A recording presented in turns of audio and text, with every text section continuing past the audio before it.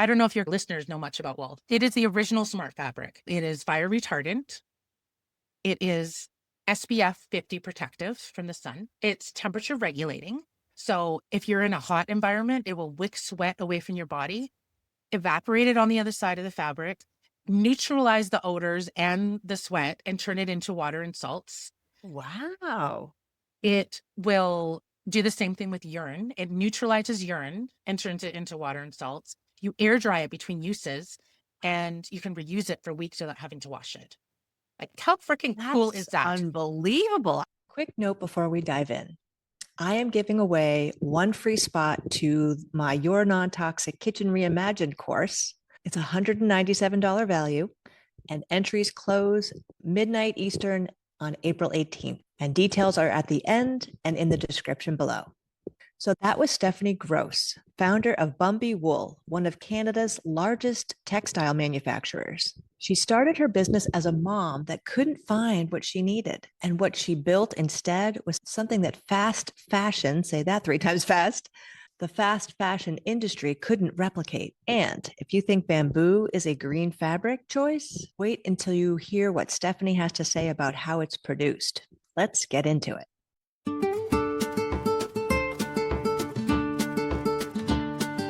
Welcome, Stephanie. Hi, Amy. I'm so excited to be here today. I was listening to some podcasts a little while ago, and one of the things that they talked about in business development was know what your why is. Because if you're not driven by purpose, then it's really easy to burn out and lose track and lose sight of what you're doing and why you're doing it. Okay, wait. So I got to stop you there. What's Yeah, your okay. why? Genuinely, my driving force is to empower people to go do the thing, go chase the dream, go be successful. I'm the mom crying in the back of the assembly because some kid I don't even know got an award. I just love seeing people be successful. I've been a mom bootstrap business for 18 years, making cloth diapers because I couldn't find what I wanted. And I thought there must be other people in my community that want these. So I started making them locally and then selling them online. And then I hired a couple ladies to work for me. They're still with me 16 years later. We raised our kids in this business. Like Becky, her kids were 2 and 4 and mine were 2 and 4, and she'd bring them to work every day. So we didn't have to pay for daycare. It's just built right into the business. You made wool diapers, though, right? Not cotton. Talk a little bit about that. I'm so excited that I'm seeing a big trend of people wanting to use more natural fibers. Oh, And absolutely. during the 70s and 80s, everything was plastic and the polyesters and the rayon, and they're not breathable. They're causing sweat on a lot of people. Basically, plastic that breaks down into microplastics. I was just right? going to say, and then the environmental, and then they just last in their ecosystem for so long. Yes. And they don't break down in our landfills, and they can tear easily. This whole fast fashion, disposable textile industry, there's a percentage of clothing that gets made and it never gets to market, and they dispose of it every year. Brand new clothing, because it is made so cheaply with cheap labor and cheap fabrics, and the margins are better. They just make so much of it that it's better to have extra than not enough, because they make so much money off of it. And then it never gets to market. They dispose of it. It doesn't last. You wash something and it stretches out funny, gets holes in it, or heaven forbid, the seasons change. Constantly updating your clothing, updating your colorways, and throwing your clothes out. And sometimes even if the clothing is durable enough to last longer, we're not keeping it, or it's getting shoved in the back of the closet because we're outdated, wearing the same clothes for years, because I like to be thrifty. And then I'm realizing the ecological responsibility of the whole thing. I'll mend. I wear things until they're speaking done. of mending, I bought a coat that I wore for a week and the zipper broke. I've had it for probably 2 years, and I thought, yeah, I could probably pay somebody to fix this. And I asked a local woman who does that sort of work, and I think she quoted me something like $200. I was like, I didn't even spend that much on the coat. So I thought, I can do this. I don't have a sewing machine anymore because I gave it away. So I hand stitched the zipper back on, and it works great. And you can't even tell that it's hand stitched because the flap covers over the zipper. Beautiful. And it's wonderful. But anyway, I want to get back to that. Why wool diapers versus cotton? It's actually not versus, it's paired with. Oh, okay. It's two separate pieces. So in the 1800s and earlier, basically we would use for diapering either nothing at all. And then if they did have a diaper, it'd usually be cotton or hemp. Hemp has been around for is jute, like it's Love one of the hemp. very old fabric. And linen. And linen, I was going to say, yeah. And that's made Yeah. from flax. Did you know it's made from flax? Yes. I think a lot of people are really going back to the old ways of doing things because they worked. And we tried to make things better and fancy and new and convenient, but it ended up bringing a whole other bag of problems. And so we used to use those natural fibers. And then if you wanted a diaper cover to make it more repellent, really the only thing that could be used was wool. Right. So it was replaced with a shower curtain, actually. And then the rubber pants came out back in the 70s. And then we had disposables coming in the 80s. So when people are like, oh, are you using like regular diapers or are you using cloth? No, cloth is the normal. That's the regular. Yeah. So disposables have only been around since the 80s. They were first developed for traveling as a convenience so you didn't have to bring your cloth with you. And then, of course, it's a huge industry. And then all these diaper rashes and the chemical burns that you can get. And the gel that would gel. rest and stick onto the baby's skin. Yeah. So all these things are a new thing. And honestly, not in a fear-mongering way. This was one of my concerns. These diapers are getting constantly updated and modernized with new chemicals in there. And they're up against the reproductive organs of these kids. And we really don't know the long-term. Yeah. There's not really long-term studies about the impact of the chemicals in each one of those products, much less the cumulative effect. Exactly. And then these disposables are up against them for 3 years quite often because they're potty training later. So I wanted a cloth diaper and I was doing some research and I started using a pole diaper cover, which is made from polyurethane laminate. So it's like a plastic rubber, but it's integrated into the diaper cover. So it looks like a normal kind of a cover. You can have Velcro or snaps, and then they put a liner inside for absorbency. Usually you're going to have a waterproofing and an absorption thing. And all of that is still replacing the old way of doing it of cotton and wool, right? The wool that we use is a merino wool that comes from Australia and it's well known within the wool industry because it's one of the softer wool. It's a breed of sheep, but it's softer because it comes from Australia where it's dry and arid conditions. The hair is naturally finer and softer. We use a 18.5 micron fiber for our fabric. And then we mix it with a little bit of Lycra because there's a give and a take with convenience again, right? And like I'm a busy working mom and I hate doing laundry. Yeah, no. Hand washing, like that was one of the reasons that the wool industry was dying because the hand washing. All those movies and TV shows that you put your thing in the washing machine and then it would be like the size of a newborn Shrinks baby. to a munchkin size, yeah. Exactly. So many of us have, right? Yep. So there's usually people hear about wool, and part of this is the propaganda marketing of it to replace the wool and these natural fibers with the plastics that have come out. So the scales on it will make it so it velcros together and shrinks. So we add a little bit of Lycra, just 5%. It's coarse spun, so it's like inside the middle of the fiber of the yarn. And then we pre-shrink it. I do all the dyeing. And then the Lycra makes it so it's nice and stretchy, it's nice and soft, and it's machine washable. It's amazing. So it's already been pre-shrunk, so you don't have to worry about it getting smaller. And then what kind of dyes are you using? So there's this whole thing about natural dyes, but when you're using them, you still need to use a mordant, which is a chemical that's not necessarily great. So you could be using a natural dye, but then you're using some harsh chemicals to get it to fix in there properly. So if you're using like marigold flowers, you still have to use this toxic mordant. Is that what you call it? Yeah, especially if you're doing it in like an industrial type. I mean, I'm making 10, 15, 20 yards at a time, right? And to get it evenly dyed, I use food grade citric acid. It's a low impact dye and use hot boiling water to get the dye set. And what's really cool is that with a cellulose, like a cotton or bamboo, the dyes just run out of it. Like it sticks to the outside of it, but only so much of it sticks. The textile industry, the rivers are just flooded with dye water. There's so much runoff from it, which again, we don't talk about much, right? But wool and silk is a low impact dye. So it adheres to the protein and the water is clear when it's done. Magically, we'll put it in the hot water and then the dyes will just evenly distribute.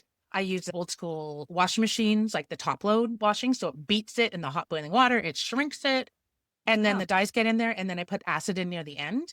And then the acid, the water just goes and it sucks all that dye in it. It chemically adheres to the protein of the fiber and the water's clear, which is fantastic. That's incredible. It's fun. I love science. But the dyes that I'm using are the best quality that I can get my hands on. They're from California. And we all know California is very good with their everything's going to give you cancer. It's, Proposition 65, I think it is. yeah. Yeah. Dharma Trading Company is where I get my dyes from. They've been doing this since the 70s. They were two old school hippie guys. I've talked about the dangers of what the dyes are, and inhaling them is not good. But once they're actually in the fabrics and they chemically adhere to the thing, it's basically the best that I can get my hands on. If I learn of anything different or better, then I will. So they become chemically inert once they've bonded with the fabric? Yeah. One of them smells like almonds. There's natural Wow. components in it. I don't totally understand all the chemistry behind all the ingredients. I just Yeah. trust the people that I'm working with. They're like, if we got them tested, they would pass all these things and we're allowed to say what we're allowed to say. It So it costs sounds so like much money to do, right? So it's So it sounds like you're saying there's the least toxic of the dyes that are available that aren't just the botanical type. I also way offer back when. undyed as well. Some people, they don't want dyes. I feel like my information is factual. There's so much misinformation out there. And there's also fear mongering and greenwashing. Make the best decisions that I can. If I get new information, that's what science is. Right. Let me just highlight that for folks, because I think when people start getting into the green living world, I've seen this a lot. I was a little bit like this 35 years ago when I first got into it. I was a little bit more of a purist back then.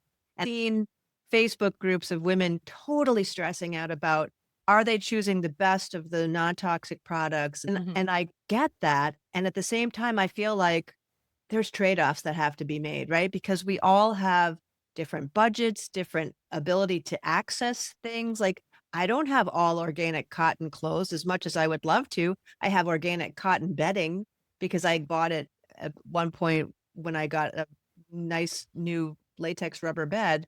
But it's not, there's only one way. It's each person has to take a step and then another step, and then you build your momentum and you do the best you can with what you have. So yes, totally agree with you. And then also when I'm going to make a new purchase, then I will maybe make a different choice than what I did before. It's not good for the environment either. Breathing it in a cave or breathing it even around a campfire, you can inhale pollutants. Yeah. Or just want to have already want to go. I think that I'm so glad that we do have companies and people that are putting the effort in to learn some different ways of doing things and going back to the old ways that are better and taking the old and the new and bringing them together and offering us options to be able to make some better choices. One of the things that I really believe in is sustainability. Yeah. What does sustainability mean to you? That's funny because I was just going to ask you that. For me, I actually have developed a slightly newer definition because of a podcast guest that I had who took it to another level. And I'll give you the story so that I can give you the context. So he's a forager and he was foraging these lobster mushrooms. And the basic sustainability practice would be, let's say you see 10 of them and you take 2, right? Because you want to make sure that you don't take too many and it allows them to grow. But what he did was he took 2, he took 1 home with him, but he took the other one, cut off the top, put the roots and the stem into another place so that it would have the same environmental conditions as the place where he took the first 2.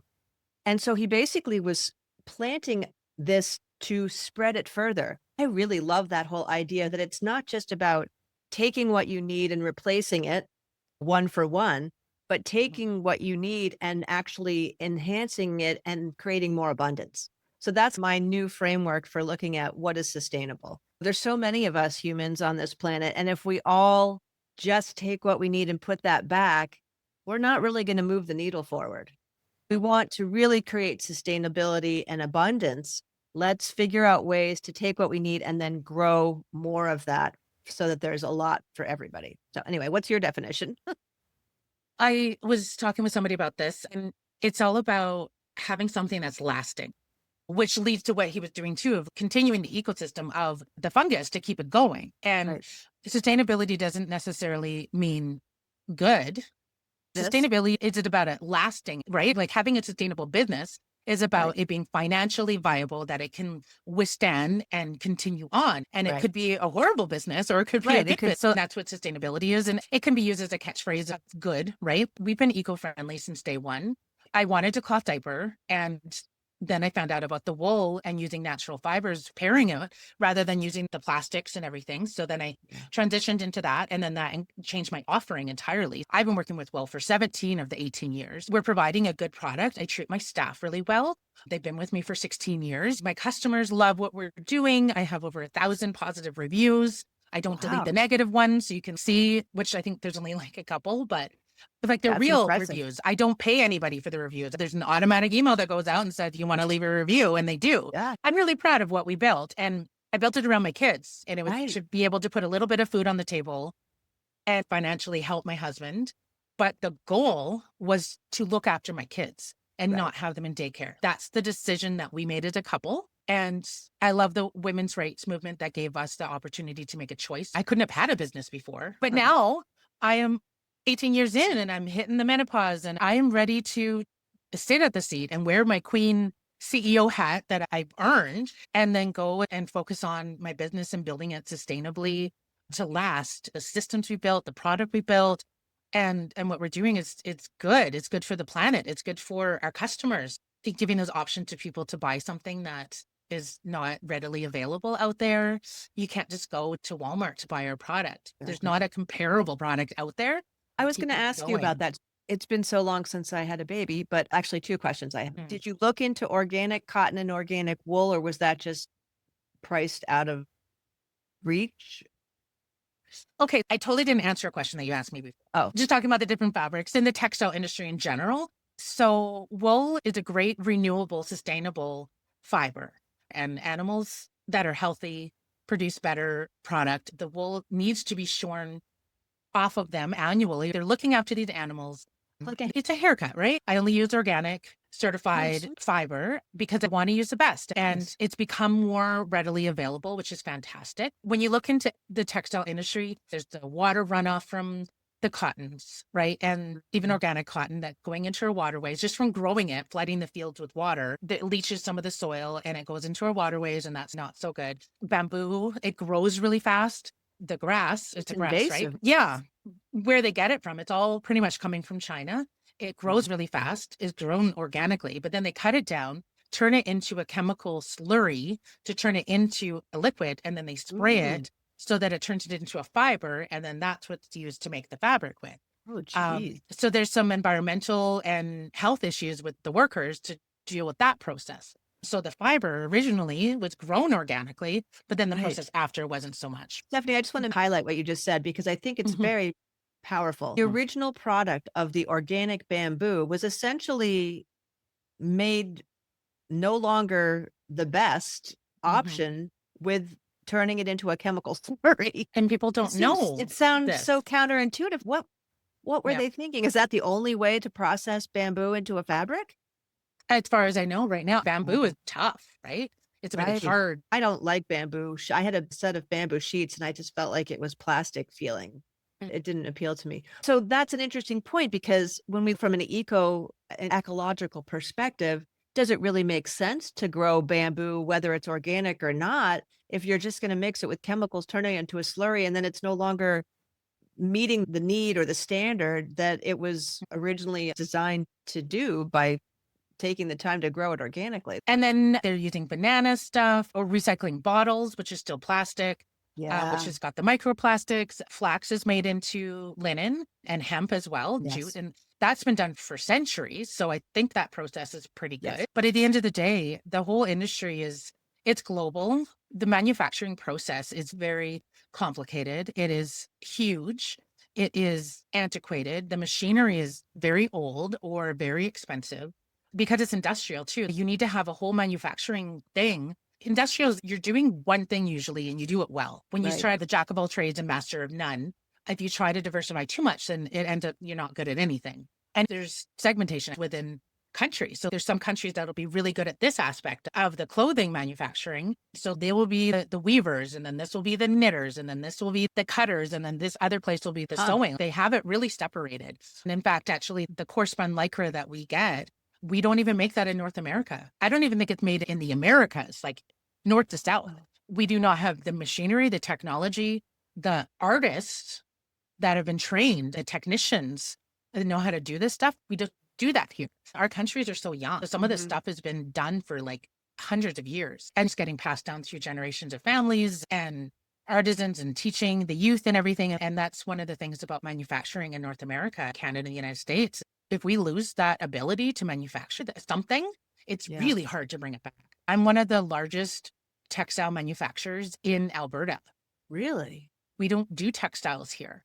And it's Right. tough, right? It's expensive and it's hard. And there's a few of us doing this sort of work. And I appreciate your listeners and my customers that are supporting these small businesses that are fighting against fast fashion. I don't know if your listeners know much about wool. It is the original smart fabric and it's so neat, some of the stuff that it does. So it is fire retardant. It is SPF 50 protective from the sun. Oh, wow. That was that high. It's temperature regulating. So if you're in a hot environment, it will wick sweat away from your body, evaporate it on the other side of the fabric, neutralize the odors and the sweat, and turn it into water and salts. Wow. It will do the same thing with urine. It neutralizes urine and turns it into water and salts. You air dry it between uses, and you can reuse it for weeks without having to wash it. Like, how freaking cool is that? Unbelievable. I didn't know all of those things. So Jeez. when we use it for cloth diapering, you have your cotton diaper. So it's your absorbent material.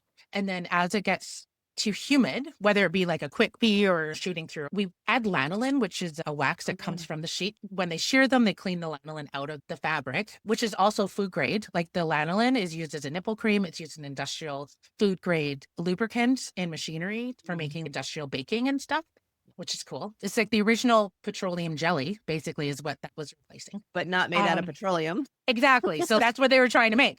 So we coat the wool on the inside with the lanolin, which makes it waterproof. Right. But then lanolin will neutralize the urine and turn it into lanolin soap and salt and water. And then the water will absorb into the hollow core of the wool fiber. It's like a sponge. And then it holds 30% its weight without feeling even damp. And then the water evaporates the outside. So it reduces humidity. It reduces temperature. So it reduces rashes and keeps the baby drier longer. Most of the other products are plastic, right? Water always seems to find its way in. It leaks out, right? The gels will absorb as much as it can, but once it's too much, it will leak out. The baby sweat, you feel in your baby's back and it's just covered in sweat. You get like poo explosions. All these things don't happen with wool and cloth because it holds everything in better. And then co-sleeping parents are waking up with wet sheets. These are the things that we avoid by using wool because of just the way that it works. If it's raining in England, Scotland, Ireland, we think of wool as like the thick, heavy wool. The water will be on the outside of the fabric, right? And it will roll right off of it. Like you can pour wool on my shirt and it will Pour just, water.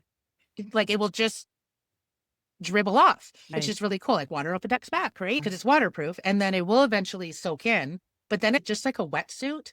There's channels in a wetsuit, so the wool will actually hold that humidity on the inside. Your body will slightly warm it. It creates an insulating barrier, and the water stays on the outside, and it keeps you nice and warm and cozy on the inside. And then if you were to go into a tavern back in the 1800s, hang your wool garment up, you're dry on the inside, it will steam off, and then it dries quicker than cotton. Like a magical. It's the original smart fiber, I'm telling you. Exactly. I have a wool coat. I've had wool sweater. I used to play with wool. My daughter went to a Waldorf school for a little while, and I had so much fun with wool in this handcraft class for the parents. I had no idea that it had so many amazing features. Wow. When you say if it's keeping the moisture on the outside of the wool, does that mean that their clothing gets wet from it? Or how does that not get a bed wet or clothing wet? So that's why we like having wool as the outside layer. What a great question, because it segues into, we actually make wool clothing as well. Oh. Our main flagship product is the diaper covers, but we also make pants and shorts and dresses and skirts and t-shirts. We have 10,000 patterns from newborn up to plus size, women, men. We're all inclusive. Oh, you've got adult stuff too? Yeah, I made my shirt that I'm wearing. I'm sitting in a chair, so it looks like I'm hunched back. So the best way of doing it is that the outside layer is wool and then it just evaporates out, right? So if it gets super wet and your diaper isn't good enough, not absorbent fast enough, it can have some compression leaking happening. You have baby wearing parents as well. So they'll be wearing their baby on hikes and whatnot. So that you can get a little bit, but they do find, especially if the mom's wearing wool or the dad's wearing wool, or grandma or whatever.